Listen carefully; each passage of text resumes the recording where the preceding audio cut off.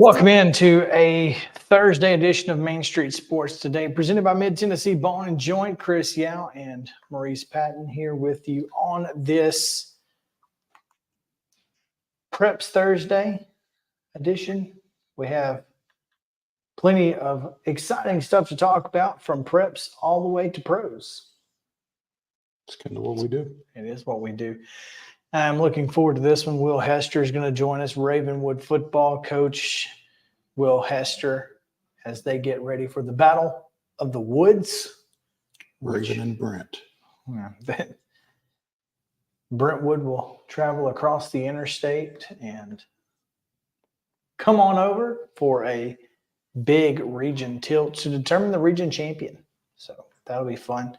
Talk to them. We'll also talk with Mike Wallace of the Memphis Grizzlies pregame show, but talk to him about what to expect from these Grizzlies this season, because it is starting to feel like low expectations. So will they live up to our low expectations, Mo? That's the question.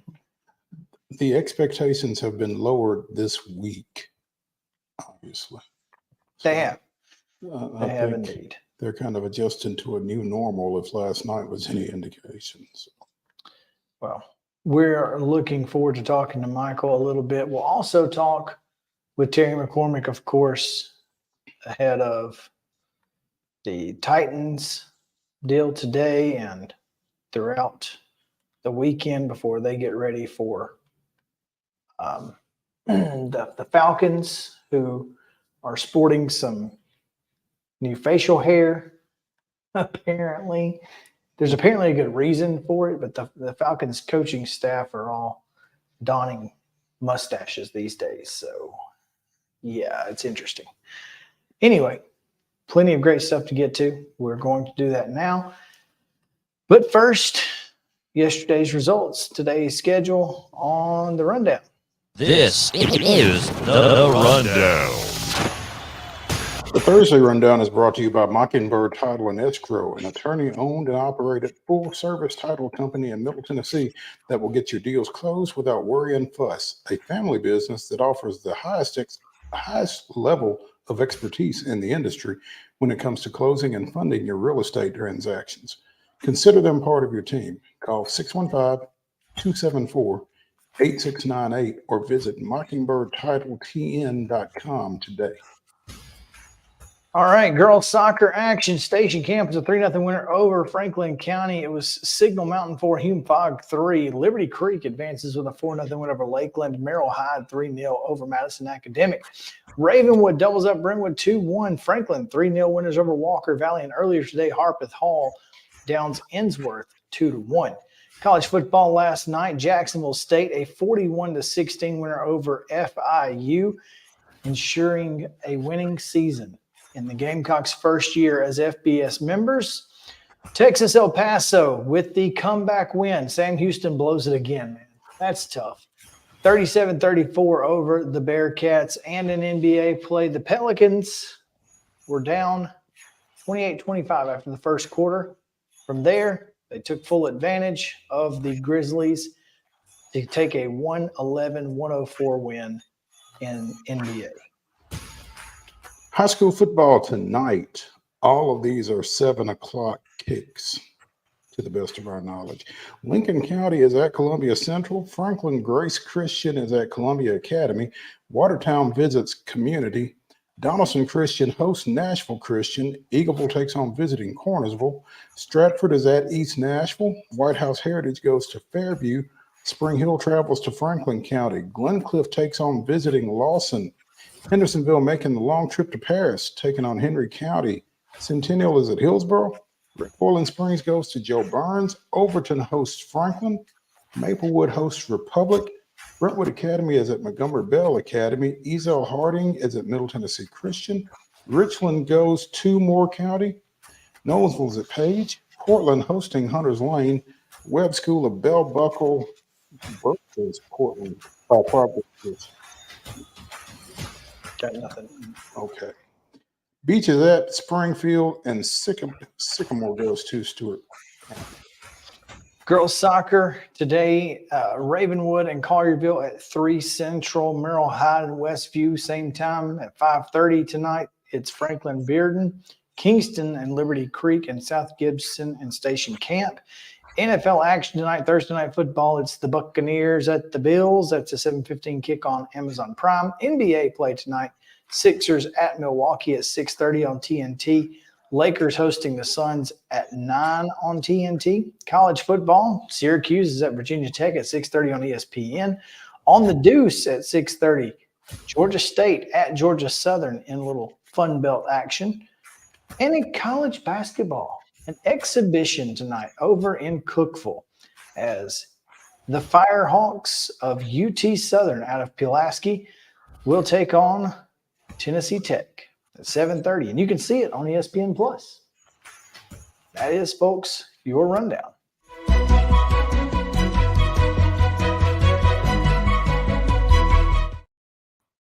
This top story, just as it is every day, is brought to you by our friends at Piggly Wiggly, the Neely's Mill Shopping Center location here in Columbia, but any Piggly Wiggly from across the mid-state, make sure to go see them. Here in Columbia, you can get great deli foods at lunchtime, meat and vegetables, etc. Also cobblers, which are delicious, hand-cut meats, great produce, all cost plus 10 at the register. Well, our top story today, we kind of mentioned this, Tuesday, that Dusty Baker was likely to retire. It's now official. And my question to you is, what logo will go on his cap in Cooperstown? Well, I feel like it probably has to be the one that he won a World Series with. That was kind of my thought, but didn't happen with Fred McGriff. Oh. I mean, that's my logic. It's great logic. And he took 5 teams to the postseason as a manager.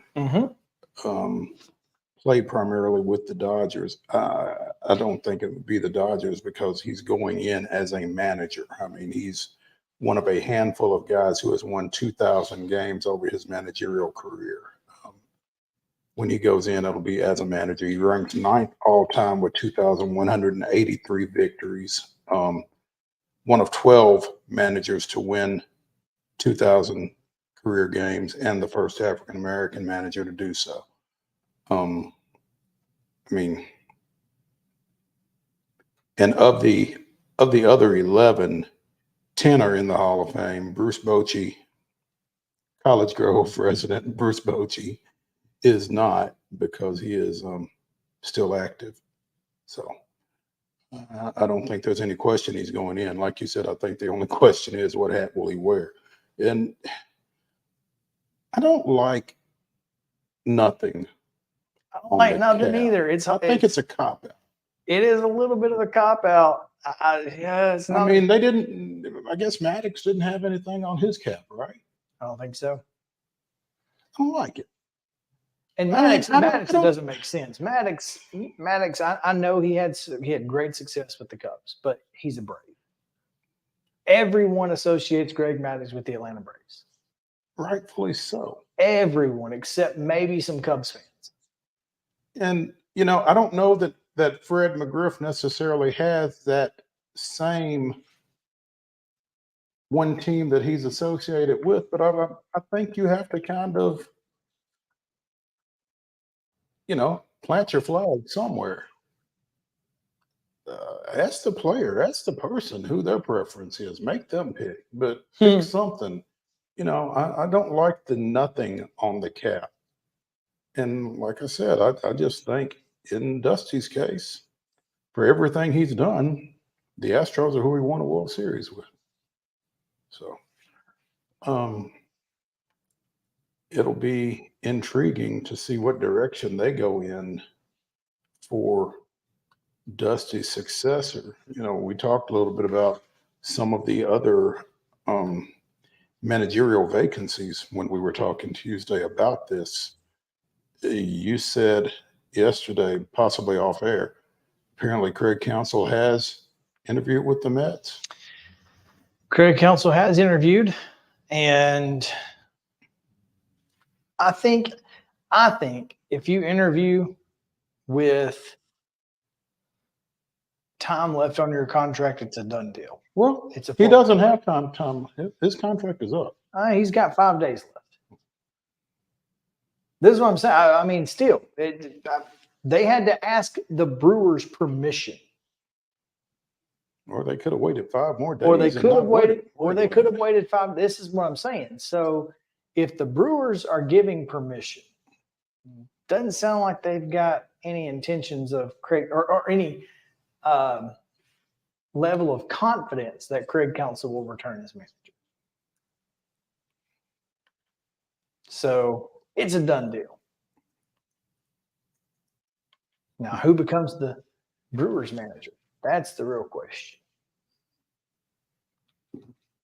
Obviously, the Padres is open with Bob Melvin's departure to take over the Giants. As we said, the Guardians are open with Terry Francona's retirement at the end of the season. And I wonder who, if anybody, who else makes a move? I mean, who else goes from one team to another? Because I think you're probably looking at some new people, some new blood, other than possibly Counsell, going from the Brewers to the Mets. Yeah, I think we're going to wind up with some folks that we're not necessarily familiar with. I don't want to say that we've never heard of. Apparently, former Braves catcher Stephen Vogt is a candidate in Cleveland. Huh. Okay. Well, former Braves catchers do tend to find their way to the managerial role. I'm a little surprised Eddie Perez hasn't, as long as he was a bullpen coach. And Walt Weiss, I think, is going to be a guy that's probably going to end up getting some looks. Seems so. As he should. Including perhaps in Houston. Yeah, that would make sense. I don't understand Buck Showalter with the Angels. I don't understand Buck Showalter at all at this point. Look, man, I don't know. I don't think It's hard to explain. Buck Showalter is a pretty good manager, but he was dealing with some things in New York that you have to deal with a different way. And I'm not sure that that's the way. I'm not sure that he fits that particular mold, if that makes sense. So I'm curious if, he doesn't have the Phil Jackson ability of managing egos well enough to have the type of team that they had. There's a lot of shaking hands and kissing babies that has to go on in New York that you may not necessarily have to do in other places. And I'm not sure that Buck is built for that. Yeah, and being little brother in LA, it's still LA, but you're little brother, so you don't have to do as much kissing hands and shaking babies. Right. And maybe it works. And they're not as talented. I mean, maybe he just needs to be around the team that doesn't have high expectations. That needs a little, that needs more coaching and managing rather than, finessing egos. Well, and that has kind of been his MO, is to get those teams to that next level, and then the next person wins with them. So who was it? Is it Schottenheimer that would always make the first round of the playoffs and couldn't get anybody past that? I mean, that he just kind of has that similar thought process, I guess. It's just kind of funny. Yeah, man. It doesn't appear that we're going to have a lot more top shifts per se. So I think we will end up with some of these backfills are going to be guys that, are either up and comers or guys that, haven't necessarily managed at the big league level before. I don't know that the Brewers I'm not sure what the Brewers thought process is there.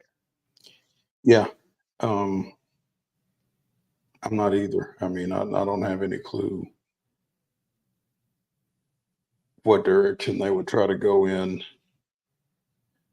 because they are for the success that they've had, they're a relatively young team. I mean, you saw some of the guys that went up from here and impacted their season this past year, Joey Weimer in particular, some young arms. Sal Frelick. They're probably gonna have Gasser on the big club next year. You'd like to think. So even Small could be in that could be in the bullpen. Yeah, I just feel like the Brewers are not a team that need a project or that need to take a leap on somebody as a manager. They need to go get somebody who can manage the team because, they're in a window. They're a good ball club. They won the division. They're a good ball club in a division that isn't great. Yeah. And so, that's what I'm saying is that they have the ability to win this division year in and year out. Don't go out there and screw that up. Right. With a guy that you're not sure about. So, but I don't know that there's another manager out there who, one, is good enough that you would want to go get, and two, if they are good enough, would they leave? Right. So you're kind of in a catch-22 there. Yeah, I don't know if there's anybody else necessarily on the staff that warrants consideration. Not. Well, here in August, Reviewing the Brew put out 5 names. Number 1, bench coach Pat Murphy. Former Notre Dame coach Pat Murphy. So if he didn't, if they wanted to give it to somebody who has, understands that team, he'd be one. Mariners bullpen coach Stephen Vogt. There you go. Number 3 on this list, Nashville Sounds. Nashville Sounds manager Rick Sleep. That'd be awesome. That would be awesome. Number 4, Braves hitting coach Kevin Seitzer. I've never really thought about him as a manager, but I mean, he's the hitting coach of Murderers Row. So, yeah. And here's one that's a little wild. How about White Sox bench coach Charlie Montoyo? I just don't know that I'm hiring anybody from the White Sox organization. Yeah, maybe, exactly. Maybe not that. It's funny. So I'm sitting here scrolling through my Facebook and come across an article from longtime friend John Parado, who covered the Pittsburgh Pirates extensively and is now working for sportskita.com.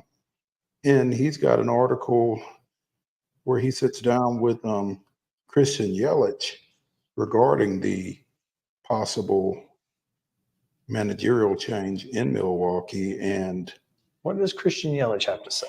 well, a lot of it is culture, knowing what you need to do to win, and obviously having talented players as well. Obviously, having a lot of talented players helps as well, but I think a lot of the culture starts with counts from the first day of spring training, kind of just knowing what needs to be done and what we need to do to be consistently successful. Counts sets the tone. So, sounds like Yelly really wants Counts back. In addition to the Mets, Council has also, I guess Cleveland has shown interest in him. Did you mention that? No. Okay. And in this article, it says there is a strong sense within the game that the Brewers would stay in-house and promote bench coach Pat Murphy if Council leaves. Well, I feel like I think Pat Murphy is a good option. He knows that I guess what the locker room is like. He knows the vibe that they want to keep. So now he did manage the Padres. Not very well. 42 and 53. He was there. That's all I'm saying. Yeah. He was there. Mm-hmm. So is that, what you want to do? Maybe, maybe not. I don't know. But anyway, let's take a break. Mm-hmm. Coach's Corner hardware that we need to hand out. So stick around. Main Street to Sports Today, presented by Mid-Tennessee Bone and Joint. We'll be back to the Lee Company studio in a moment.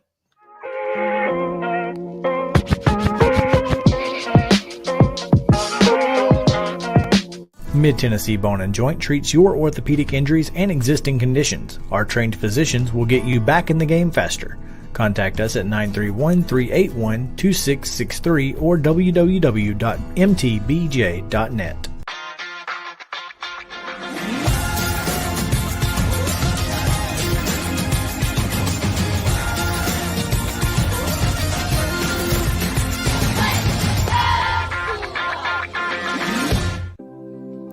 Custom Stone Handler supplies over 600 distributors and suppliers with quality stone products. Along with River Stone, we produce and distribute over 100 building, landscape, and other bulk products. Our goal is to provide quality products, service, and partnerships to ensure our customers' success. We firmly believe that the measure of any person or company is how they treat other people and customers. Give them a call at 931-490-4990 or visit CustomStonehandlers.com. Mockingbird Title and Escrow is an attorney-owned and operated full-service title company in Middle Tennessee. We get your deals closed without worry and fuss. We're a family business that offers the highest level of expertise in our industry when it comes to closing and funding your real estate transactions. And it's a job I really love. I'm passionate about this. I'm enthusiastic about this. I like to think we're pretty well-rounded and can deal with a wide range of needs and a wide range of clients. Call 615-274-8698 today. With Lee Company technology, the best handymen are hands-off.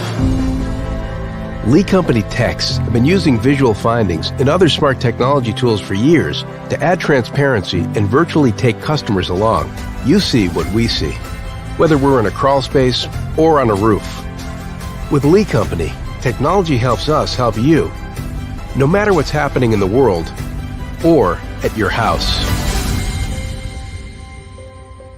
Piggly Wiggly, located in Neely's Mill Shopping Center, is Columbia's locally owned and operated Cost Plus 10 grocery store dedicated to serving the community with low prices and smiling faces. Piggly Wiggly offers fresh, hand-cut meats daily, as well as daily hot plate lunches from their deli counter. You're certain to see smiling faces and a helping hand when you're here at Piggly Wiggly. Come by and check out our fresh produce, high-quality meats, and more. Down home, down the street, we'll see you at the Pig. Mid-Tennessee Bone & Joint has been the official sports medicine provider for Murray County Schools for more than 40 years. We specialize in orthopedic service, and our Ortho Quick Walk-In Clinic lets you bypass the ER. Visit us online at www.mtbj.net.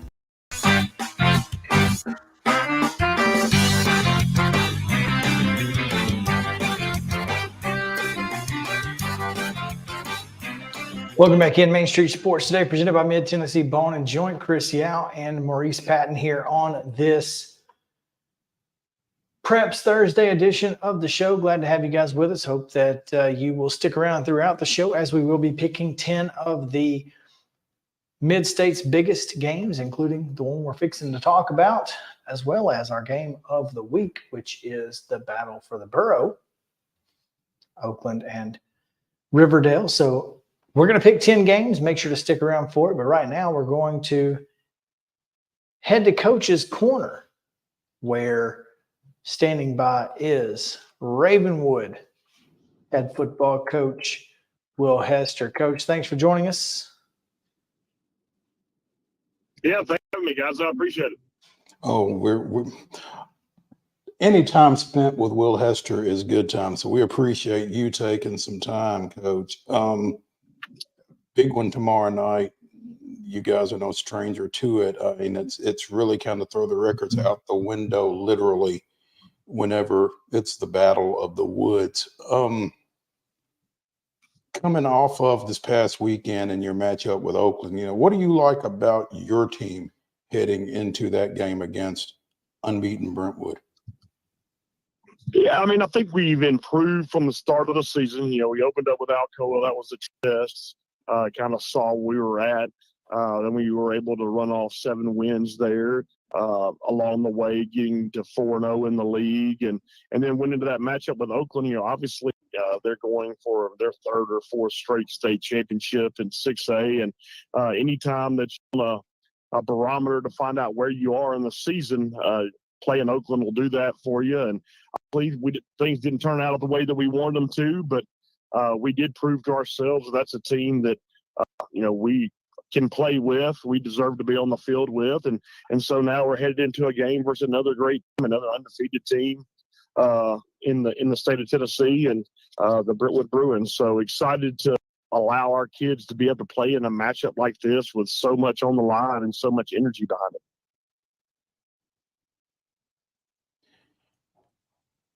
You mentioned the Oakland game, 42-18, the final there. Again, proved to yourselves that you deserve to be on the field with them. Oakland has won the last 3 Class 6A state championships.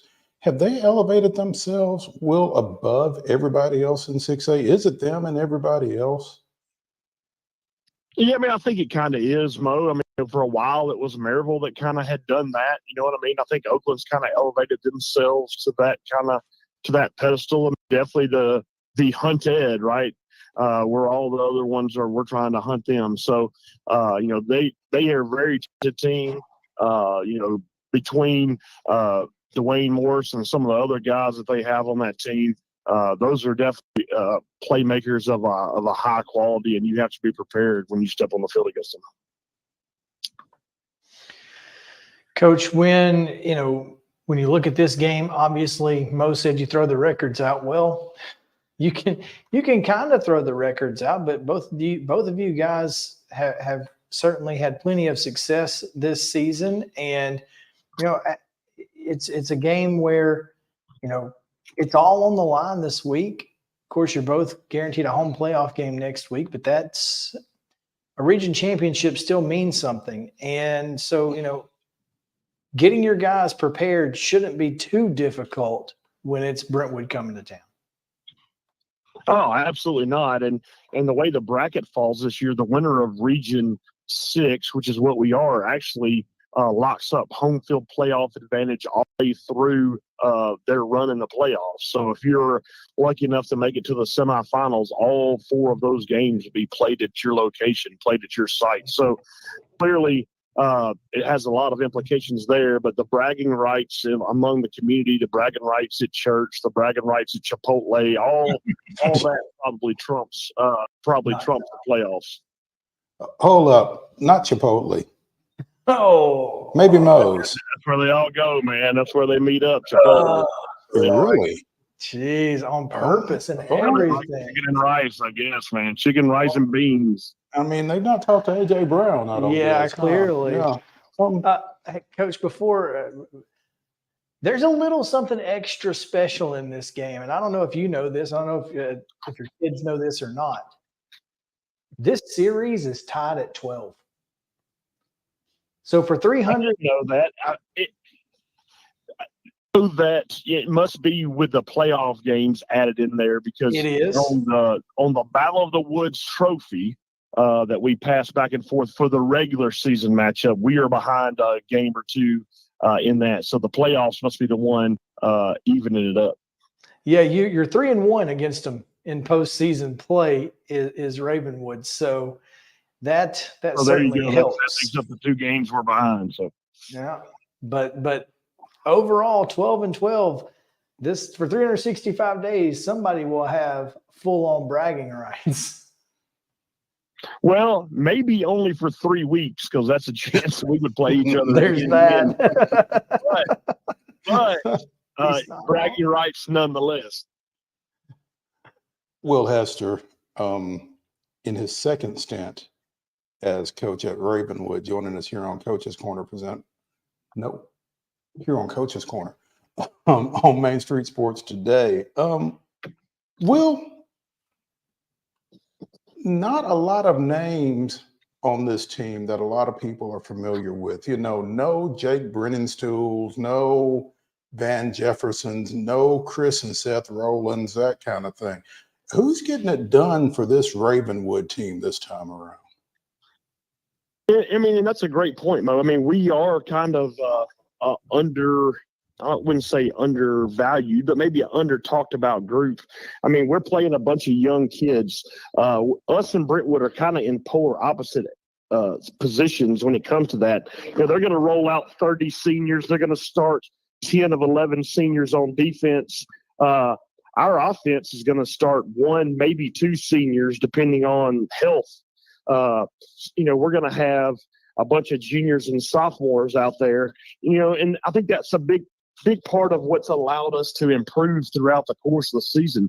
You know, we started out playing a lot of young guys early on, and they've gotten better as the season goes. But, you know, we've got guys, Donovan Starr, who's a junior, picked up a Cal offer last night. He's a name that you're going to hear. Jaden Smithman, the little brother of JT Smithman, who played for us a couple of years ago, also a junior who's getting a lot of interest as well. Ben Hubbard, a guy with several offers, a junior as well. So, you know, our junior class has a little bit more of that name recognition maybe than our senior class does. But nonetheless, we're a young football team. Talk to me a little bit more about Donovan Starr. Is that DJ's brother? It is DJ's little brother. Obviously, those guys moved in a couple of years ago. Basketball guys by trade, hadn't played much football, but Donovan's super athletic. You know, he's a 10-7 guy on the track in the 100 meters. You know, getting his first real playing time in football as a junior this year, playing corner for us, has returned a kick or 2 for touchdowns as well, that speed that he has. You know, he's really making a name for himself. Other guys, you know, obviously, you know, Brentwood coming in with a really solid football team and a pretty big win last week over Independence.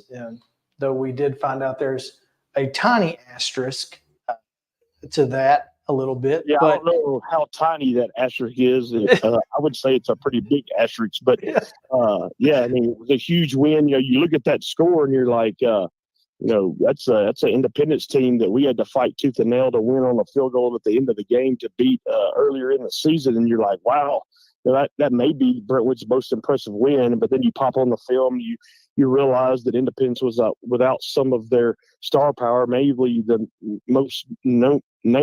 quarterback McNeely did not play in that game. And when you're running a triple option offense and the trigger man is not out there, it might slow you down a little bit. Ever so slightly. Yeah. But who are some of the guys on this Bruins team that you guys are kind of trying to, make someone else beat you?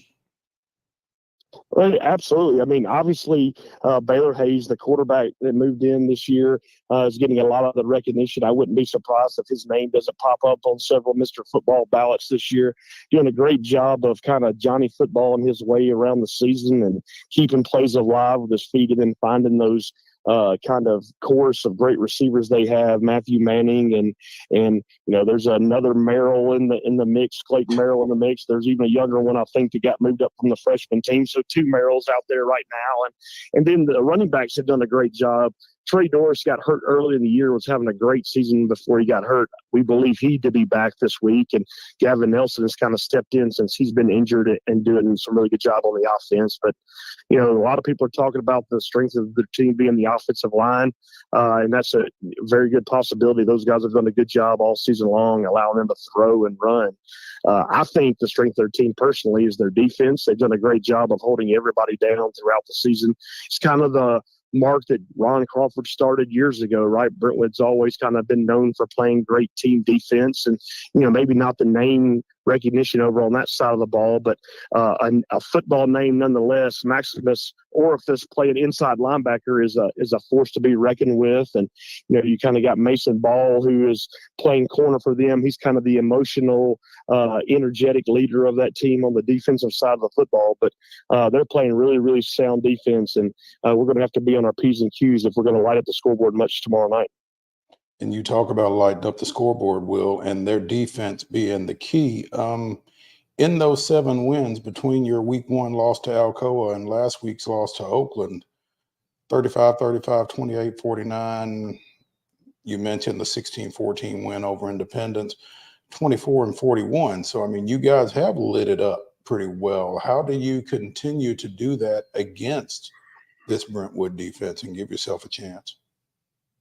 Yeah, we're going to have to execute at a high level. The things that have plagued us against the better teams, right, against the Alcoas and the Oaklands and the Independences of the world when it comes to the better defenses that we faced, have been executing in key moments, right? We may have a good first down play and get in a second and medium and then have a penalty or have a missed assignment or have something like that to set a drive back or to kill a drive. We just got to be more consistent on the execution level. We also, the main thing I think for either team in this game is going to be able to control the emotion, right? These guys grew up together.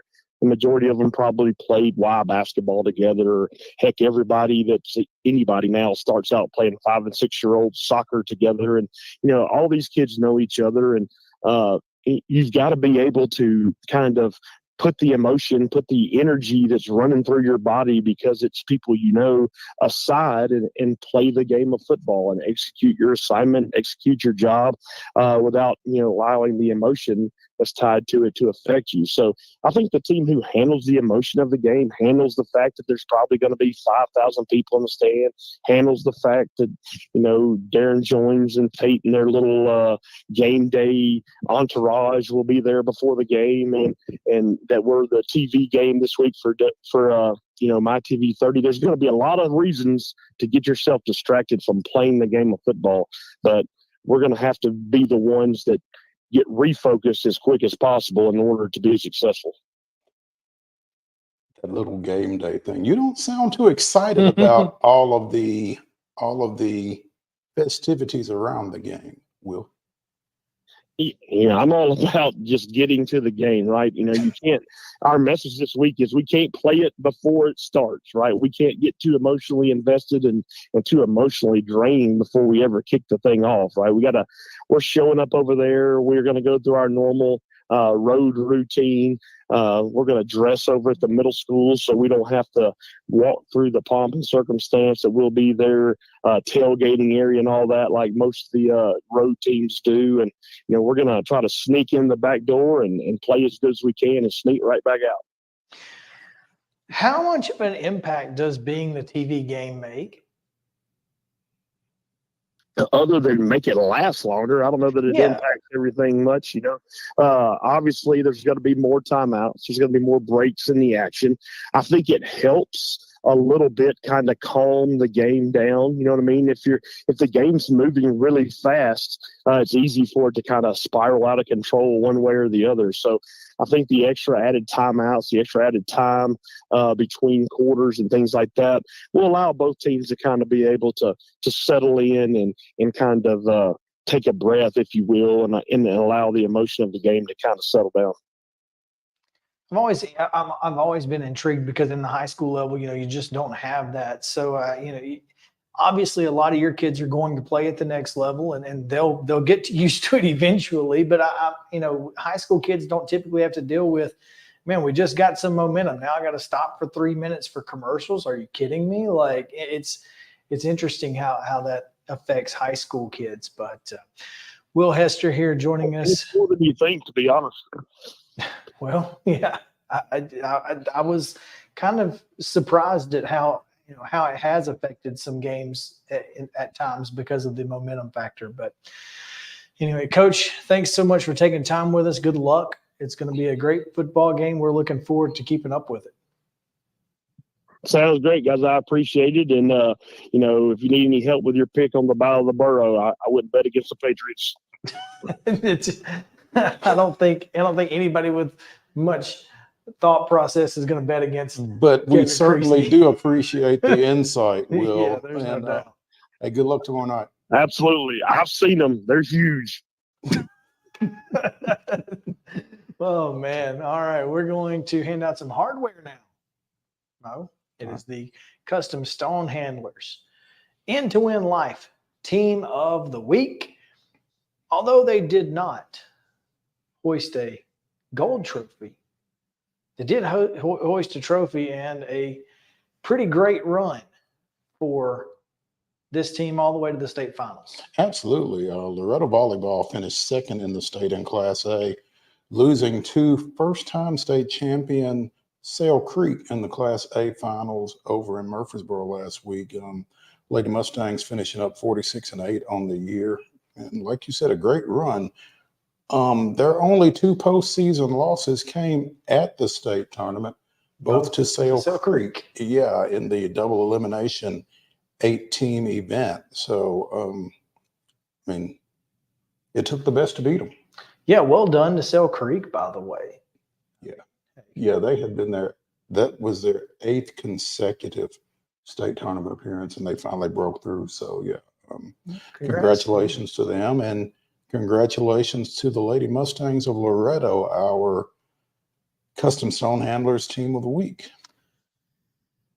Mo, the Mid-Tennessee Bone and Joint player or athlete of the week goes to the defensive side of the football. Yeah, Malik, well, he made his mark on defense Friday night against Lawson, scoring twice in the second half. And again, had a 25-yard pick six and then a 71-yard, we'll call it a strip and score, because it wasn't a scoop and score because the ball was never on the ground. No, he didn't scoop it. He took it. He took it, literally. I'll take that, and I'll go this way. Yeah.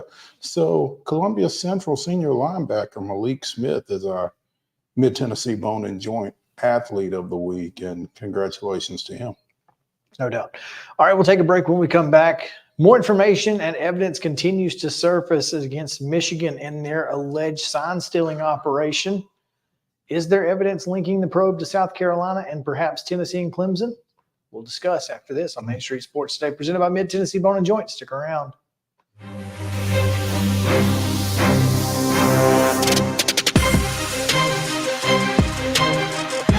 Mid-Tennessee Bone and Joint treats your orthopedic injuries and existing conditions. Our trained physicians will get you back in the game faster. Contact us at 931-381-2663 or www.mtbj.net. With Lee Company technology, the best handymen are hands-off. Lee Company techs have been using visual findings and other smart technology tools for years to add transparency and virtually take customers along. You see what we see, whether we're in a crawl space or on a roof. With Lee Company, technology helps us help you, no matter what's happening in the world or at your house. Jones & Lang Sporting Goods here in Columbia has been outfitting teams, officials, and anybody else from T-ball to college for 50 plus years. Be sure and check them out at 931-388-8060 or online at jonesandlang.com. Jones & Lang Sporting Goods, the look of a winner. Zion Christian Academy, zioneagles.org or 931-388-5731. You can schedule your appointment. Go tour their campus. It is beautiful over there, and you're definitely going to want to see it. Again, it's zioneagles.org. Give them a call, 931-388-5731, and schedule your tour today. Mockingbird Title and Escrow is an attorney-owned and operated full-service title company in Middle Tennessee. We get your deals closed without worry and fuss. We're a family business that offers the highest level of expertise in our industry when it comes to closing and funding your real estate transactions. And it's a job I really love. I'm passionate about this. I'm enthusiastic about this. I like to think we're pretty well rounded and can deal with a wide range of needs and a wide range of clients. Call 615-274-8698 today. Mid-Tennessee Bone and Joint has been the official sports medicine provider for Murray County Schools for more than 40 years. We specialize in orthopedic service, and our Ortho Quick Walk-In Clinic lets you bypass the ER. Visit us online at www.mtbj.net.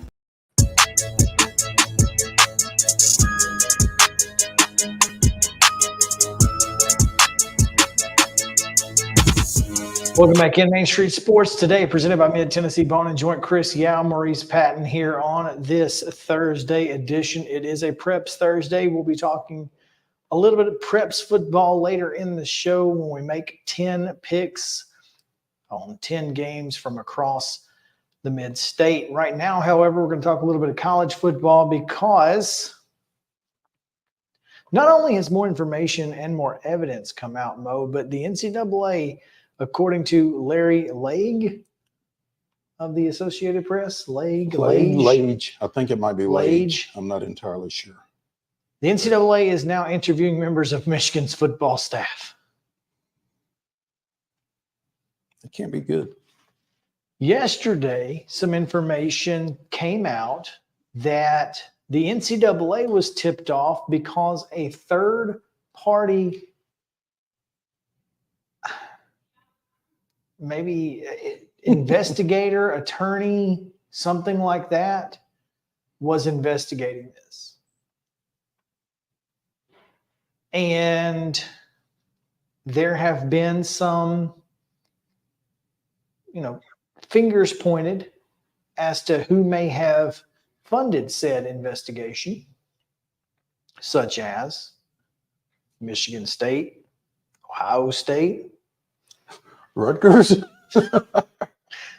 Rutgers. Maybe they all chipped in. Hey. But Tennessee's on the list of teams that may have helped fund this third-party investigation. That being said, the other part of, or the other, I guess, thought process is that a former member of the Board of Regents at Michigan who was among those who sabotaged Rich Rodriguez was, and apparently does not like Jim Harbaugh, is also potentially behind this. So maybe a little friendly fire. And then maybe the Chicago Bears. After that, well, he's the one who tried to. This guy apparently tried to get the Bears, sabotage the Bears hire of Harbaugh. So this is nuts, man. This is all nuts.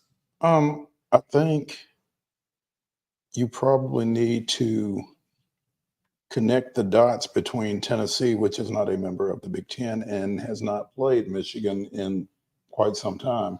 That's right. How? Why Tennessee? Right. So Well, let's talk about it. let's.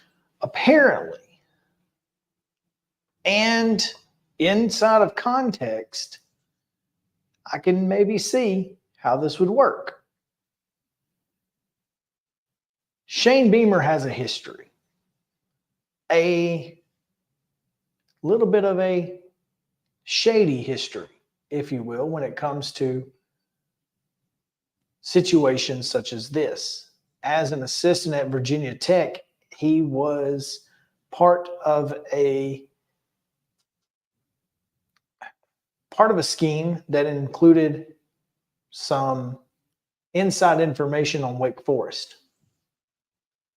And as part of that, when he went to be on staff at Georgia, they suspended him, as part of it. So Shane Beamer could have been contacted, potentially. This is all hearsay, it's all speculation, but it would certainly make sense in context. Shane Beamer's contacted by Michigan. Hey, we've scouted Tennessee and Clemson. Would you like our information? Because why? Why would Michigan be willing to give this information up? Because you'd much rather play TCU than Tennessee or Clemson, right? I mean, don't make your hindsight foresight, right?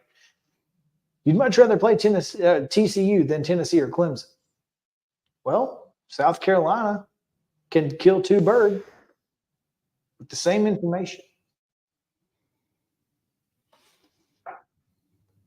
And South Carolina starts wearing wristbands the night of the Tennessee game on defense. First time they've done it all year. As a conspiracy theorist, admitted conspiracy theorist, putting on all the tinfoil hats, there is a plausible expectation that it could have happened. I'm not saying it did. And I'm not saying that, maybe Spencer Rattler knew every time they were going to be in cover 2, cover 3, man, cover 1, and knew exactly what read to make. Maybe he did. Maybe he didn't. I don't know. Tennessee's defense was horrible. And there were a lot of other things going on that week that certainly could have played into, the perfect storm of what happened. And if it were just Tennessee, I'd probably say that's ridiculous. There was just too many other things going on. But you throw in what happened to Clemson, and it starts getting a little more plausible. A little murky. So I don't know. What are your thoughts? First off, do you think Michigan did it? I don't think there's any question at this point that Michigan did it. There's no question. I agree. Okay. I We are conceding the fact that Michigan did this. Yeah. Someone at Michigan did this, whether Jim Harbaugh knew or not. I don't think there's any way he didn't know. No, there's not. He knew. He absolutely knew. So I guess the question here becomes just how far reaching is this? Well, Deion Sanders and Matt Rule will tell you still got to stop them. You still got to, execute the play. But I will say this. I think that's what an opposing coach is supposed to say. Well, and I think, it's taking the high road, which I don't think a lot of people expected Coach Prime to do. But I think that's what you're supposed to do. I think that should be the default reaction of any coach when asked about this. They can know what they know. But if we execute, it shouldn't matter what they know. I think. Yeah, but come on, man. You don't get caught in a, I think that's what they're supposed to say. I don't think they necessarily need to get caught up in pointing fingers, particularly Deion Sanders, who doesn't even play Michigan. Right. hasn't played Michigan, doesn't play Michigan. I got no dog in that hunt. I am totally unaffected by any of this. At CFB Nerds may have the best sentence in this entire argument against Matt Rule and the comments of Deion Sanders. If it comes down to just stopping plays and knowing what's coming doesn't help, nobody would sign still, and Michigan wouldn't advance scout and risk getting in trouble. If it didn't help, they wouldn't do it. So it clearly helps. It's clearly an advantage, because if it weren't, they wouldn't do it. They think it's an advantage. But again, my thing is, I don't know what else. What are you supposed to say? No, I'm just saying that's the fact. Well, It's an advantage. And all these Michigan people who are saying, it shouldn't matter, you should have changed your signs. No. If it didn't help, they wouldn't have done it. It's very simple. I think both can be true. I just don't know. Again, I don't know what you want, particularly Deion Sanders. I mean, Matt Rule, he's in the Big Ten. I don't know if they play Michigan or not. But I don't know what you want him to say. I'm not even sure why he's entertaining that question. Yeah. Everybody wants to every media outlet wants to localize the situation, but I mean, unless you play Michigan or you're Tennessee, apparently.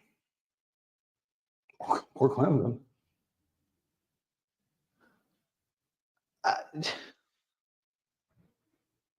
Does it make sense? Do you feel like this happened to Tennessee?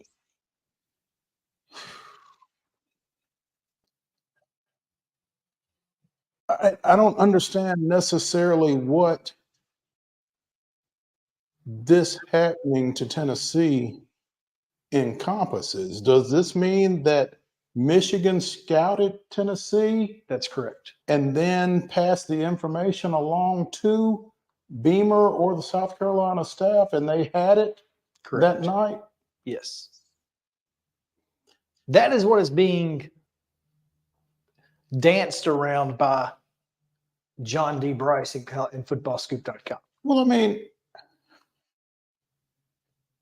and the explanation being that, again, Michigan would rather match up with TCU than with Tennessee or Clemson. Correct. And they knew that, given Shane Beamer's background, this would be information that he would not be opposed to having. Correct. It all makes sense. A to Z Sports, Shane Beamer acknowledged in 2022, weeks before playing Tennessee, that he speaks with coaches from other teams about tendencies and communication. Now, I think that's par for the course. This is what was written in Football Scoop. A source with direct knowledge indicated to Football Scoop that Michigan may have attempted to assist the opposition of a potential college football playoff opponent in an effort to disrupt that team's potential path to the playoff.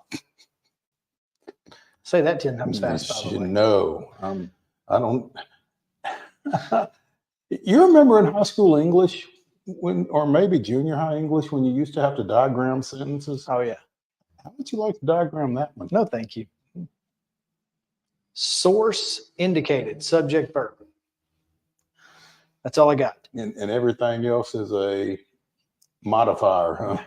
2016, Georgia fined assistant coach Shane Beamer $25,000 for accepting leaked game plan information 2 years ago while at Virginia Tech from a former Wake Forest assistant coach who has been fired from his job as a radio analyst. Oh, I remember that. So that would have been in 2014 that actually took place. Yes. Okay. And again, for the first time all season long, South Carolina wore defensive defensive wristbands wristbands against Tennessee. Oof. Doesn't look great. I mean, The optics are awful. I'm not saying that it's because, again, maybe they were just looking for offensive signs. Maybe they didn't know the defensive signs. Maybe they did know the defensive signs. I don't know. But the only 2 games in Spencer Rattler's career that he's even looked remotely good are those 2 games. No, I wouldn't go that far. I'm talking about Power 5 SEC games. I'm not talking about against, the Citadel. He has been fair at best in every other game. And in those 2, he looks like Joe Montana. But as you said, Come on. And I'm not trying to tell you that it didn't happen. I'm repeating what you already said. Tennessee had a lot going on. They had a lot going on. And not all of it had to do with South Carolina. I understand that. But boy, don't it make a lot easier when you know which read is going to be there and you don't have to scan the field? That's why you get the ball out so quick. I don't know, man. It just seems very, very, very sus to me. So anyway, we need to take a quick break because Terry is standing by. So we'll get the Titan Insider Titans report right after this.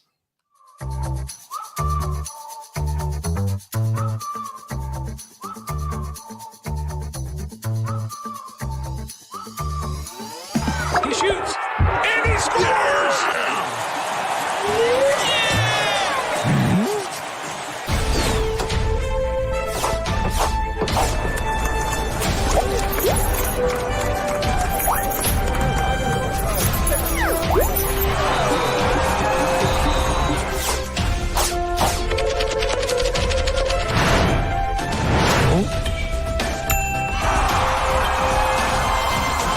It's the biggest racing show of the year, Friday through Sunday, November 3rd through 5th at Nashville Fairgrounds Speedway. 6 fast-paced divisions of racing on the quarter-mile Friday night, pole qualifying and 3 big feature events Saturday night, and the Curb Records Big Machine Vodka Spike Coolers All-American 400 on Sunday afternoon. Racing starts at 6:30 Friday, 5 o'clock Saturday, and 1 o'clock Sunday. Tickets available at Nashville Fairgrounds Speedway.racing or at the gate on race day. It's the 39th All-American 400 weekend, Friday through Sunday, November 3rd through 5th. Get your tickets now.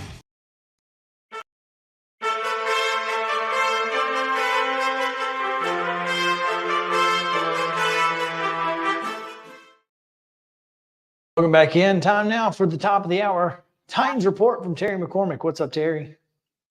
Hey guys, it is your Zen Sports Report, Daily Titan Update.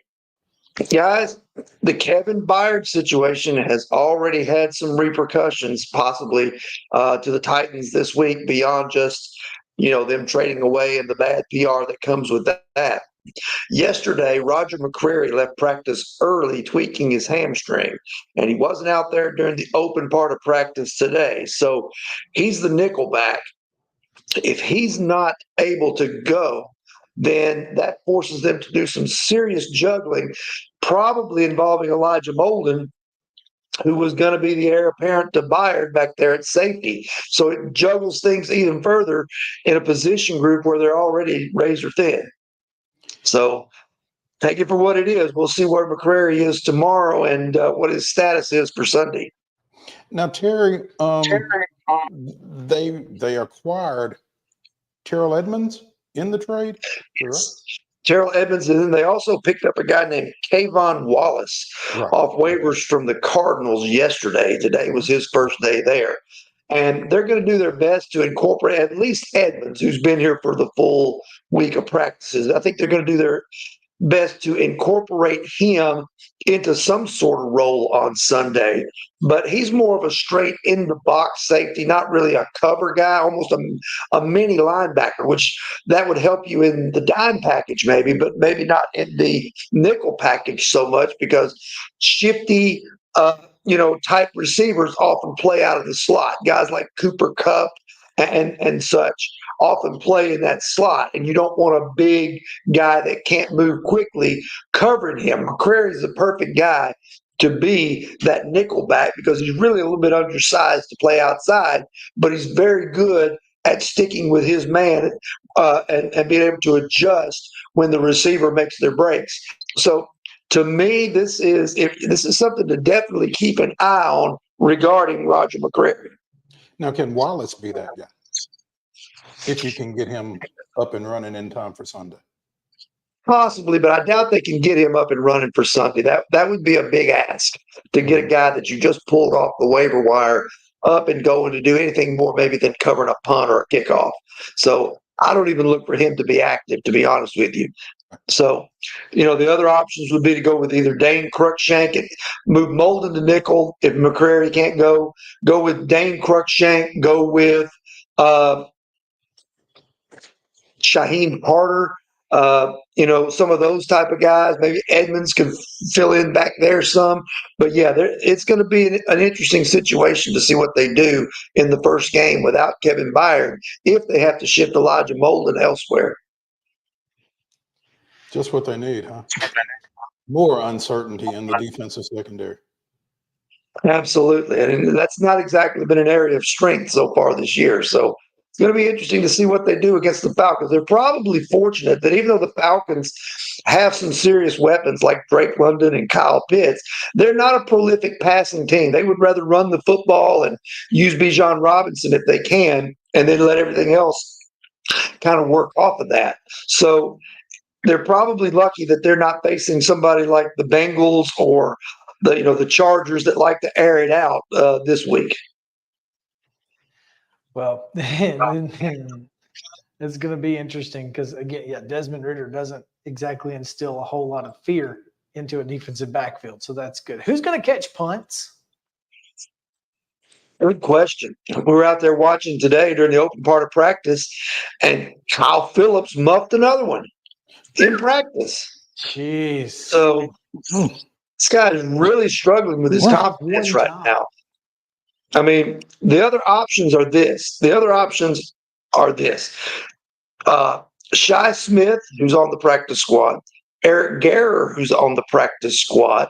Colton Dowell has actually been back there practicing returning punts. That's kind of interesting.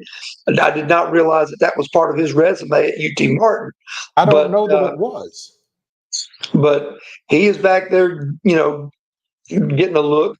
But the other guy that's not getting a look to me, and this is completely confusing to me, because Kearis Jackson is probably your best option, but he's on injured reserve. Mason Kinsey, who's on the practice squad, he's not really in that mix right now. And I thought he did pretty well. I mean, I'm not here championing Mason Kinsey to say that he needs to be a regular in the receiver rotation or anything, but he can catch a punt. And that's something that right now is a need on this team. Or just let it bounce. It is what it is. What about Tajay Spears? Possession inside the 5. What about Spears, Terry? Well, I think they're probably hesitant to use him back there. I think he's more of a kickoff return guy. He maybe could do punts, but I would think that they're hesitant to put a guy who's one of their better weapons on offense back there returning punts, because, returning punts is a dangerous job. You're going to get, unless you call fair catch, you're going to get smacked. Every time. Just catch it. Not hard. Just catch it. Just catch it. That's all you got to do. Yes. Craig Ackerman was asked today, it is alumni weekend, and I asked him, I said, he brought up the fact that Billy White Shoes Johnson was going to be there as part of the alumni. I said, are you tempted to ask him if he wants to go back there and catch punts? Oh, good Lord. Colton did return some punts at Martin, for what it's worth. No. All right. This You have was any in high- stats? this You was have in any high stats school. in I'm front of sorry. you, kind of average? Hmm. Do you have any stats or in front as far as any type of return yard average? No. In fact, I'm thinking that might have been high school actually, as I'm weeding through his bio at utmsports.com.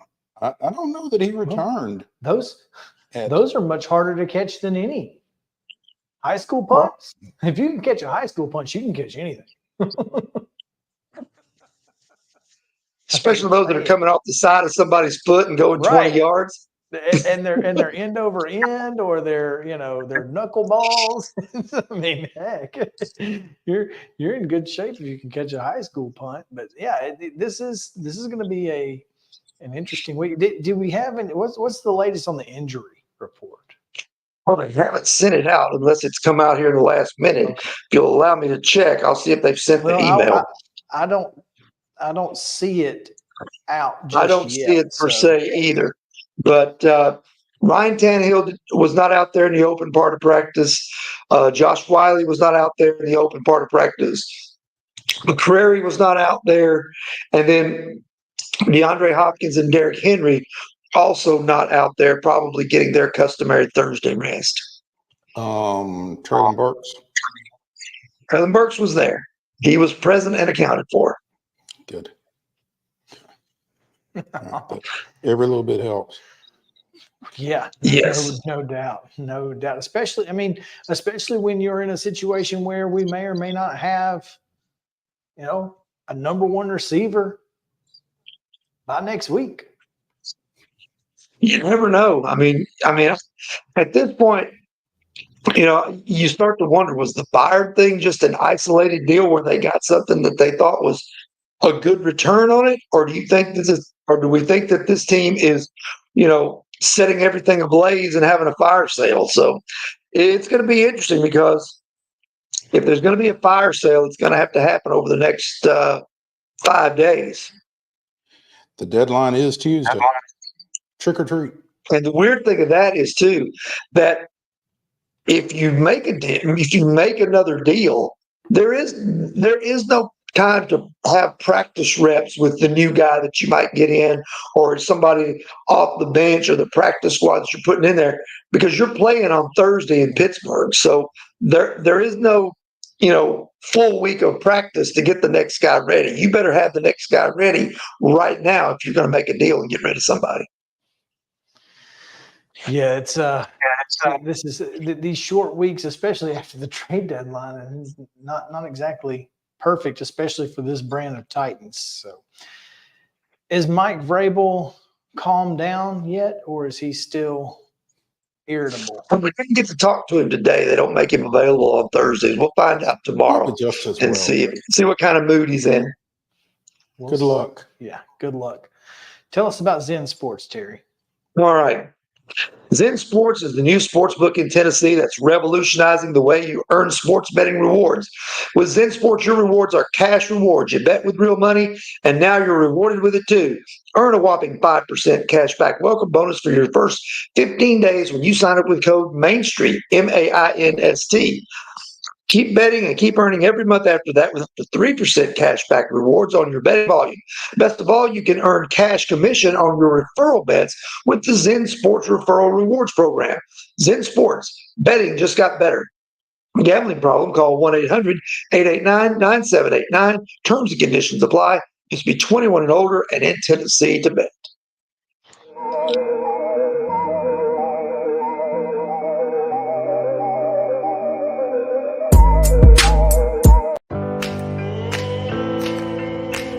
Smiles. These are the healthy smiles of real Delta Dental members.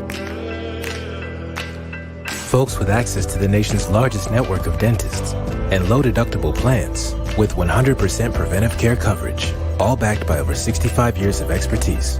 Go online or give us a call to learn about affordable individual plans that meet your needs.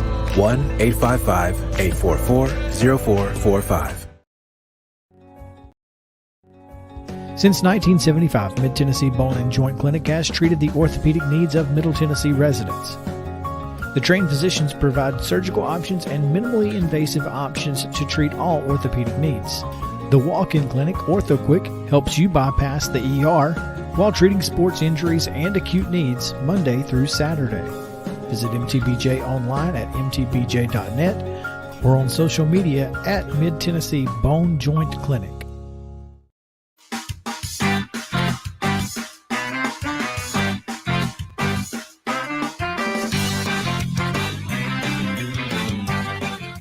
Welcome back in. Main Street Sports Today, presented by Mid-Tennessee Bone and Joint. Chris Yao, Maurice Patton here with you on this Thursday. We are coming to you live from the Lee Company studio. We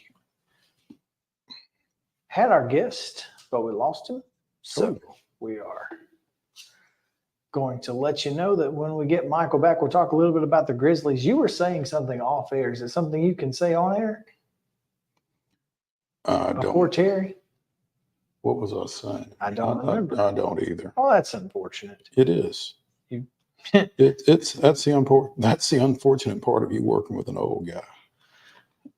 Trust me, I know all about it. Let's see here. I want to look because I'm seeing a singular report. Mm-hmm. No, not singular anymore. Kamal Hadden, season-ending surgery. On what? I don't know. Just season-ending surgery. Season-ending surgery. Who's reporting that? I'm not Vol Scoops and nothing legitimate. Yeah, Caleb Giroux. How about that? Does that work? That's pretty legitimate. Well, he announced it on Instagram. But we don't know what on.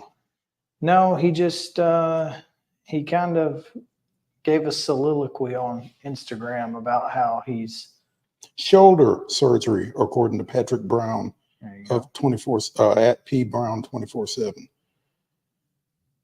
Kamal Hadden will miss the rest of the season after undergoing shoulder surgery. There you go. Also, Ben McKee reporting likewise. So, shoulder. There we go. Now we know the rest of the story. Here we go, Paul Harvey. Yeah.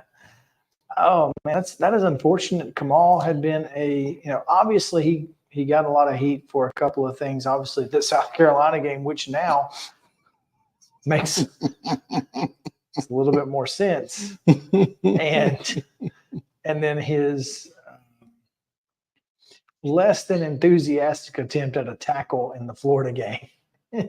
Kamal, that being said, has been a significant part of the defensive backfield. Well, he has been significantly better of late than he was. And I think what was so frustrating for so many people as it related to Kamal Hadden was his level of play and his level of trash talking did not match up. Yeah, there were times where they did not, in fact, match up. And I think that was the most frustrating thing for a large part of the UT fan base with Kamal. But I think they were getting closer to evening out. And that's, part of what makes this kind of frustrating now. Yeah, it really is unfortunate because, obviously the defensive backfield is one of the trouble areas for this Tennessee team. And he was one of the brighter spots in it. So it's amazing to me as I scroll through Twitter when I search Kamal Hadden, the number of people that just report season-ending surgery. Well, he didn't say in his Instagram post. Oh, well, that excuses it. Well, I mean, if you're just trying to tweet it, then yeah, I mean, you can worry about getting the rest of it later. And, this is an unfortunate situation. I don't know if Tennessee can weather this against teams like Georgia. And the worst part is Missouri. You've got to somehow find a way to cover Luther Burden without your best defensive back. Kamal Haddon is your best defensive back? I think he is. So good luck to. I don't know, but if he is your best defensive back, then you're probably worse off than you thought you were. So I don't know. I don't know that he was that bad. Again, he got a lot of heat for South Carolina, but he certainly, as far as what he'd done recently, particularly, he's been really, really good. So anyway, last night the Memphis Grizzlies lost their season opener 111-104 to the New Orleans Pelicans. not necessarily unexpectedly under the circumstances. Not really. This, I wasn't, I wasn't going to sit here and say that they were supposed to lose necessarily. I still think they're really talented, and I don't think the Pelicans are as talented. Mm-hmm. But sometimes, when you straight up look at matchups, this is going to be a problem. So, It is. And it's going to be a problem when this is your matchup. And one of the people that we seem to agree was going to need to step up for Memphis under the circumstances was Jaren Jackson Jr., who was 2 of 9 from the floor, 0 of 5 from 3, 8 points, 5 boards. 5 boards, probably not your favorite. Here's the thing. The Pelicans inside were 13 of 24. And that's including Zion's 9 of 17 as power forward. Valanciunas, 12 boards on defense. I mean, that's kind of where you look at this and you go, that's the problem. Mm-hmm. Because you can't get rebounds. I mean, what? Xavier Tillman had 12. Xavier Tillman had 12, 4 of those offensive, which is great. But if you can't rebound the basketball, you can't win. And they were out rebounded 52-37. Minus 15 isn't going to win you a lot of ball games. I mean, and you didn't get a lot of help off the bench either. Jake LaRavia, 2 points, 2 boards. David Roddy, 9 points, 5 boards. They only went 4 deep, which maybe that's all they had, with Aldama being out and, with and Kenneth Lofton didn't play. Lofton didn't play. I mean, you don't have any forwards and you choose not to play one of the guys you do have. D Rose got 16 minutes. Is that more minutes than you were expecting from him? I didn't really have a feel, but,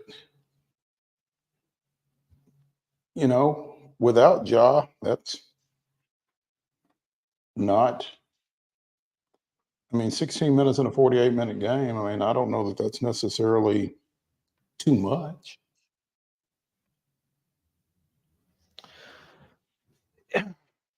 But I don't know. Without Ja Morant, yeah, I think you're probably right. I don't think he plays 16 minutes if Ja Morant's available. No. And so 3 of 11 from the floor. Why is he shooting 11 times? That'd be my first question. Well, because he's a Derrick Rose. Yeah, but sometimes, man, you gotta know your role.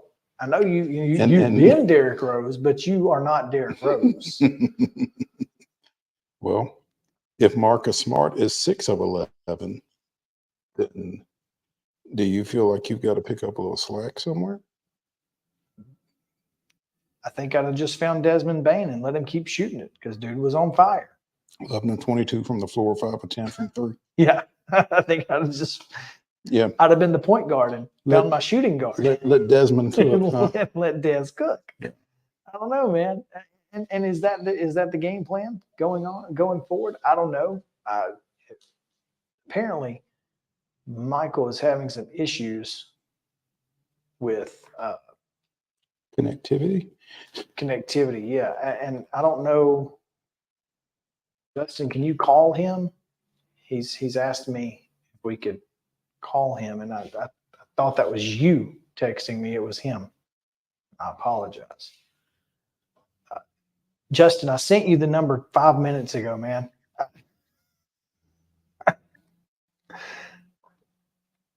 Anyway.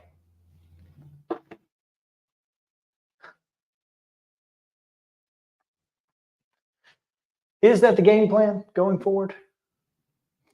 I think the game plan is that Triple J has to be more productive and more impactful. I would agree with that. I mean, because look, this New Orleans team, I don't think this New Orleans team is going to win 40 ball games. And that, I mean, it's game 1. It is. And you had to come up with a game plan pretty quick. A new one. Mm-hmm. So I don't know. So do we have Mike?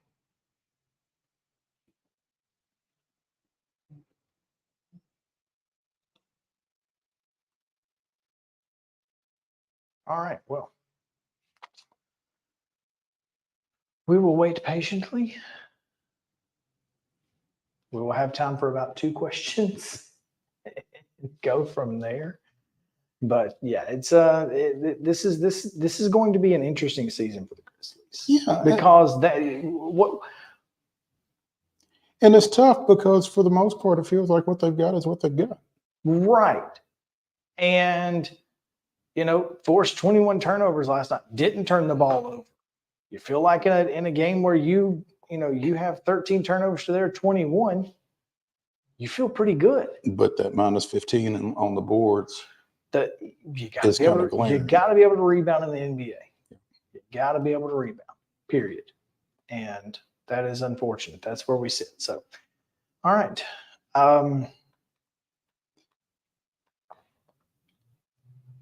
Mike is on. Go to Mike. Tough day out there in radio land, eh? Hey, yeah. Can you guys hear me okay? We hear you. Yes, we hear you, Mike. Mike Wallace, part of the Memphis Grizzlies pregame show, now joining us here on Main Street Sports Today, presented by Mid-Tennessee Bone & Joint. Mike, appreciate your diligence in getting on with us, first of all. We've been fascinated all week by the news regarding Steven Adams and the impact that's obviously going to have on this team all season and starting last night, I guess. But how do the Grizzlies go about trying to cover for his absence over an 82-game season? Hey, first and foremost, man, thanks a lot for having me and reaching over to Memphis to get me back on, man. I appreciate it. I apologize for my technical difficulties on this side. Those of us with kids know, man, I'm literally in the car rider kid pickup for middle school, so it's all good. So you won't be able to see me, but you can definitely hear me. It's a tough blow. It definitely is a tough blow because, on one hand, this team has been used to being without Steven Adams. He hadn't played since January, so they went, the better part of 40 games at the end of last playoff series without him. So it's not like they made the major adjustment to have him, it was just more of the hope and the expectation that he would align everyone else because of what he brings. You were almost counting on being back to at least full strength from his perspective while you're still waiting on Ja. So to go from that, I mean, his absence changes the complexion of this team. You know, with Steven Adams, you're one of the top rebounding teams in the league. You led the league in points in the paint. You're one of the top second chance scoring teams off of offensive rebound. He's the best screen assist big man in the NBA based on analytics and metrics. And that freed up a lot of areas and space for a lot of your ball handlers and your downhill guys like Desmond Bain and Ja Morant. So without Steven, that's an enormous hole to fill because he calibrated everyone else. So that's the adjustment right there. You know, and what I go back to is, you know, and I got to take Taylor Jenkins in the front office at their word. Had he opted for surgery back in January when this first happened, there's a chance he would have missed this entire season anyway. So they wanted to go the best non-operative route, and that's what Steven wanted. And, you know, they agreed and they tried it all the way up until, you know, they didn't have any more time. Who is most impacted by Steven's absence?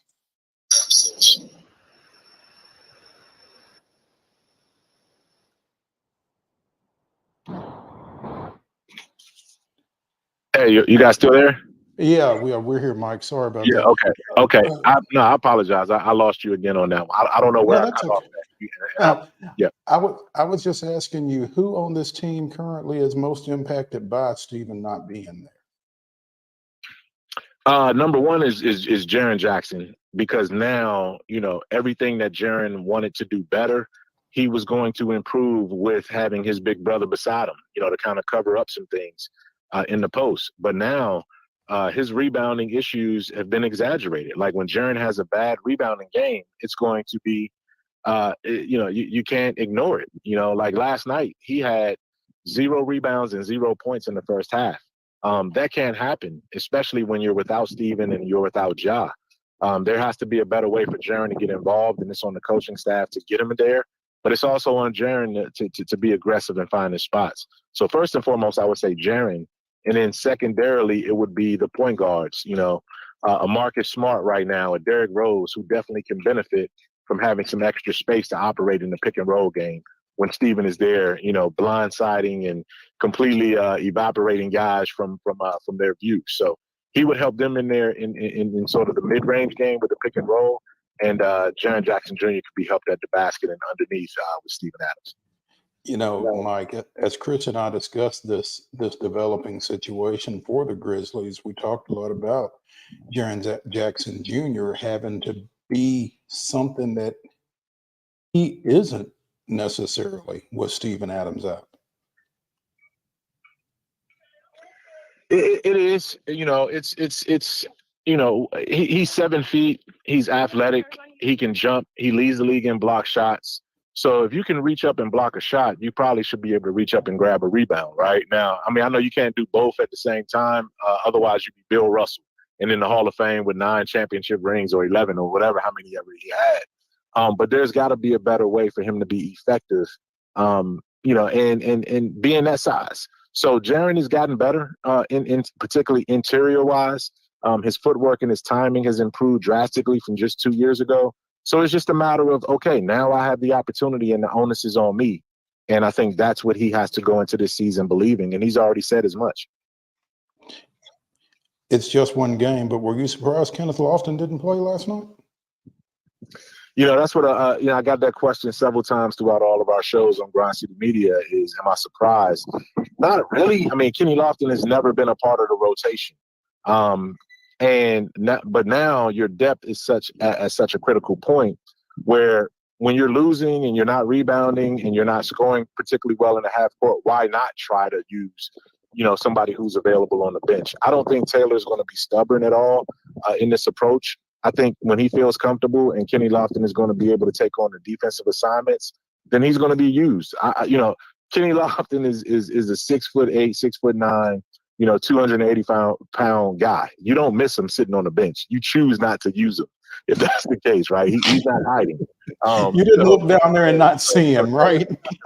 Yeah, you're not going to not see him. So Taylor, has to work on that, and that's something that he's going to explore. And when Kenny Lofton's number is called, he's going to come in and at least change up the vibe and the energy of a game one way or another. But hopefully, he'll get his call, he'll get his shot, and when he gets it, he needs to take advantage of it. Michael Wallace joining us here. Michael, it's going to be a tough 25 games. How do the Grizzlies survive? Well, survival is relative, right? So, do you want to survive and then go 5-20? No. Can you survive it and try to stay as close to 500 as possible? You can't afford any more injuries. And that's the one thing that we knew, is that the margin was so thin when it came to error. You can't miss anyone else. And as soon as, the 2 days after you hear about Steven Adams being done for the season, you hear about Santi Aldama not being available. And one more injury cripples your rotation. And so the Grizzlies can't afford to have any more guys missing or out. And that's a lot to ask over a 2-month stretch for everybody to stay healthy. But if they stay relatively healthy, then they can tread water. The schedule favors them in the first half of the season. But also the West is far more competitive than what a lot of teams thought. So it's not gonna be easy, but I think if they can stay somewhere around 10-15 to 12 to 13-12, if they could do that, then I think they're in good shape. Michael Wallace joining us here, Grind City Media. Follow him at MyMikeCheck. Michael, we'll let you get those kids and get home, man. We appreciate you taking time with us and look forward to talking with you again soon. And hopefully with better luck from the Grizzlies next time. Absolutely. Absolutely. We'll do it again real soon, man. Thank you guys and take care. Appreciate it, Mike. All right, let's take a break. We've got 10 high school football games to pick. We're going to do that on the other side of it. So stick around. Main Street Sports Day presented by Mid-Tennessee Bone and Joint is back in a moment.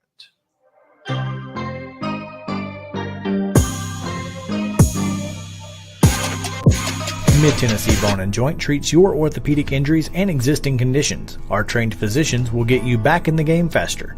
Contact us at 931-381-2663 or www.mtbj.net.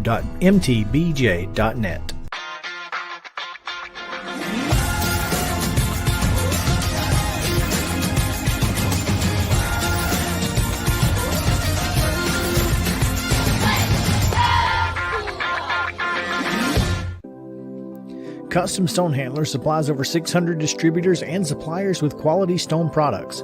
Along with River Stone, we produce and distribute over 100 building, landscape, and other bulk products. Our goal is to provide quality products, service, and partnerships to ensure our customers' success. We firmly believe that the measure of any person or company is how they treat other people and customers. Give them a call at 931-490-4990 or visit CustomStonehandlers.com. Mockingbird Title and Escrow is an attorney-owned and operated full-service title company in Middle Tennessee. We get your deals closed without worry and fuss. We're a family business that offers the highest level of expertise in our industry when it comes to closing and funding your real estate transactions. And it's a job I really love. I'm passionate about this. I'm enthusiastic about this. I like to think we're pretty well-rounded and can deal with a wide range of needs and a wide range of clients. Call 615-274-8698 today. With Lee Company technology, the best handymen are hands-off. Lee Company techs have been using visual findings and other smart technology tools for years to add transparency and virtually take customers along. You see what we see, whether we're in a crawl space or on a roof. With Lee Company, technology helps us help you, no matter what's happening in the world or at your house.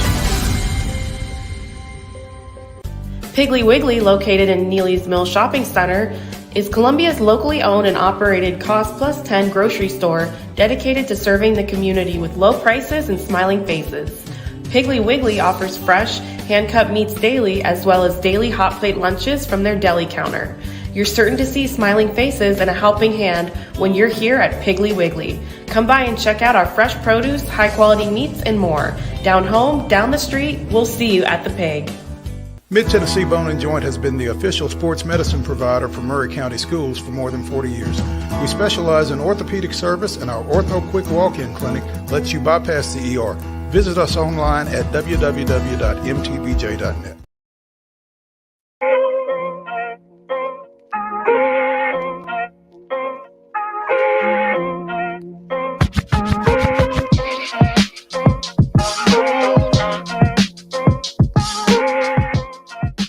Welcome back in Main Street Sports Today, presented by Mid Tennessee Bone and Joint.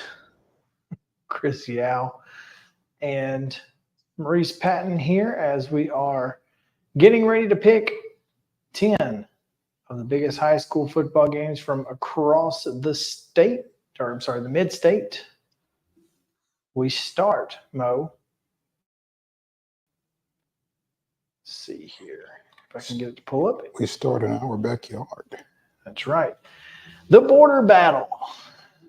Independence is at Summit. That's tomorrow night at 7 o'clock. Independence, we believe, has Luke McNeely back. I was told earlier in the week that Luke McNeely would be back for this game by the person who would make that decision. Okay. Well, that helps. So, because otherwise, I might have to change my pick. yeah. Oh, man. The Summit comes into this one, and this is for 3 and 4, by the way. Winners 3, losers 4. Mm-hmm. And now both teams are in the playoffs for sure, no matter what. But this is for whether or not you go to Smyrna or Antioch. And so I'm going to be honest with you. I'm not sure it matters. I wouldn't disagree. I would not be at all surprised to see a Region 6-6A sweep. Me either. That said, I like Independence close in this ballgame. Just because I think defensively, they figure out a way to slow Summit down just enough. And Landrick Majewski, the kicker, has been big for them when called upon. And this might be a kicker type night here. Well, I've got him by a field goal. So I've got him by 4. I'm with you. Tullahoma at Shelbyville. This is for the region championship. The City Cats and the Golden Eagles. I think this is going to be a very, very interesting game because Tullahoma has the ability to be really physical, and I don't think Shelbyville has. The 2 times that I think they've been hit in the mouth, they've not responded well. So I'm curious how they're going to respond in this one. Tullahoma's physical. Shelbyville's fast. I think Shelbyville's big playability out on the edge makes a difference in this one. And I'm not saying Tullahoma can't catch Shelbyville, but I'm saying you're harder to hit when you're running away.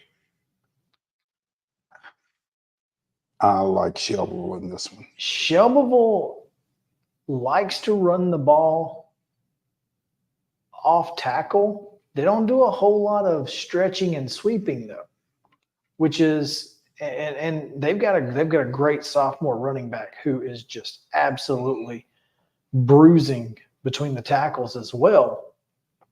And he's bound to break one, but I don't think he breaks enough.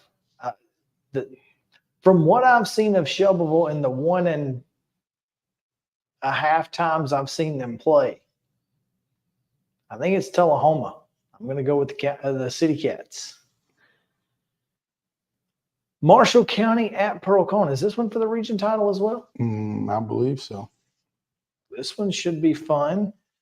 Always, when these two get together, it's certainly for something. Mm-hmm. And so, yeah, both 6-0 in the region. This is for 1 and 2. Winner is 1, loser is 2. Should be a good game. I don't know how often Marshall County has won in this series, but I don't think they win tomorrow night. Yeah, I don't know that they've ever won it, and I'm with you. I think the Firebirds get it done. You know, I'll be honest with you. After week one, Marshall County's 16-0 win against Columbia Central. I didn't think Marshall County was going to be as good in 2023 as they have been in the past. Mm-hmm. And yet, but here we are. 8-1, just as good. Osteen has got them rolling. Quietly. One of the best coaches in Middle Tennessee. I don't think there's any question. So I'm going to go with Pro-Con. Another region championship. Nolensville at Page. That's tonight, folks. So if you are heading to Arno Road, you better start now because probably going to be a lot of folks headed that way tonight as well. Get on out there. You might run into Jackson Boone. You might run into Jackson Boone. Who knows? Yeah, this is for. Well, I say it's for the region title. I guess depending on who, maybe. I mean, I guess if Nolensville wins and Centennial wins, you got a 3-way tie. Nope. Well, you would, but Nolensville would still be the one because they would have the highest. The Centennial 7-2. Nolensville would be 9-1. So they would get the 1 seed over both 8-2 Page and 8-2. And then Page would be the 2 seed by virtue of their 24-12 win last week over Centennial. Yeah, so I think Centennial is Centennial's rooting for Page. Centennial is rooting for Page, but they got to get a win too. At Hillsboro. They got to beat Hillsboro to stay out of that 4-hole. Mm-hmm. So look out. This is going to be a good one, though. This is a region championship game. Page hosting Nolensville tonight.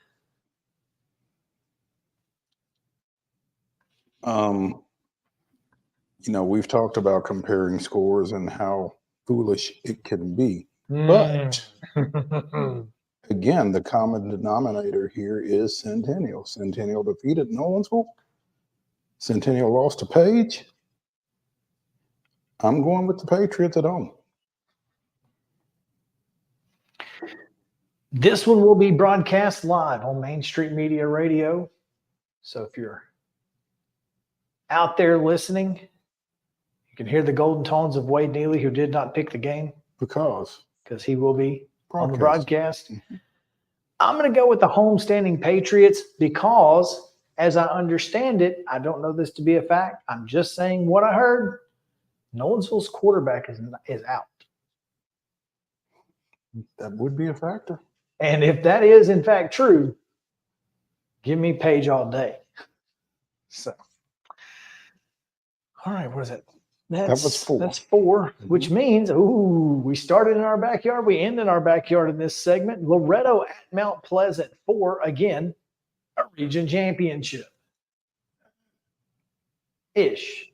Technically, Loretto can wrap up a region championship. They can also wrap up their first undefeated season since 1991 with a victory. We're going to party like it's 1991. Let's go. Let's do it. Mount Pleasant, with a win, still needs some help. From teams that they've played. Well, from team that they beat, because they need Waverly to beat Lewis County. Well, they do need. We don't know what they need. If they need that, if they get some other help from other teams, such as Donaldson Christian, and this region's a mess. It's murky. Just let the TWSAA sort it out on Saturday. Just check out the brackets and see who does what is going to be your best bet on Region 5 2A. Because trying to really figure out who needs what, particularly if Loretto, even if Loretto does win, then 2, 3, 4 is still a mess. Loretto, Mount Pleasant, Well, if Lewis County beats Waverly, it's Loretto, Lewis County, Mount Pleasant, Waverly. That's the cleanest. That's the cleanest way. Is Loretto wins, Lewis County Lewis- wins, and we can go to the house. I'll let you deal with Kid Hartsfield. after that one. I'm just saying, like, that's the way that we don't have to do any thinking. Well, Kid That's what Matthew Gillespie and Bradley are Bradley they're Lambert. hoping for. Well, Kid would prefer that everybody have to do some thinking. I bet he would. Yeah, so And that's what you think is going to happen? I think they're going to have to work deep into the night to figure this one out. I feel like, you know, we've got an article up on the website at mainstreetmurray.com regarding Darian Mesa, who we've talked about a lot on this show and on our preview show as well, the Main Street Murray High School Football Preview Show, where we'll be talking more about this. Darian Mesa has 5 returns for touchdowns in his last 4 games. I'm going to tell you that he will not touch it on special teams tomorrow night. I'm going to tell you there's no way he won't. Well, one, I think Patton Simbeck can put it in the end zone. he can. And 2, Loretto's not going to punt. 34-28 Mustangs. Okay, I've got 42-38 Mount Pleasant because I think he makes a play somewhere. We'll see how it goes. Take a 1-minute break. When we come back, 5 more games, including the game of the week, Battle of the Borough, right after this on Main Street Sports Today. Stick around.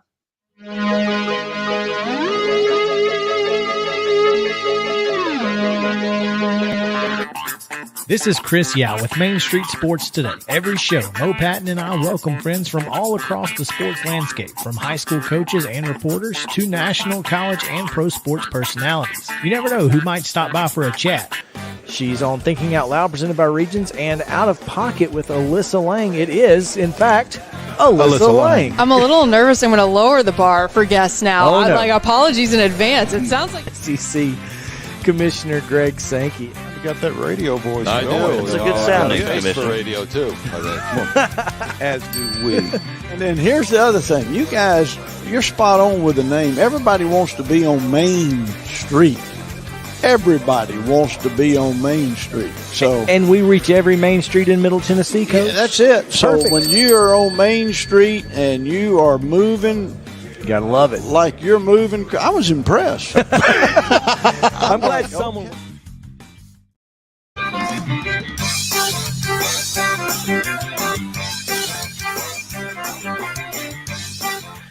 Welcome back in Main Street Sports Today, presented by Mid-Tennessee Bone and Joint. 5 more games to pick, and we're going to do it now as we go into Another Division 2. Thursday night game. Division 2, Thursday night, 7 o'clock tonight.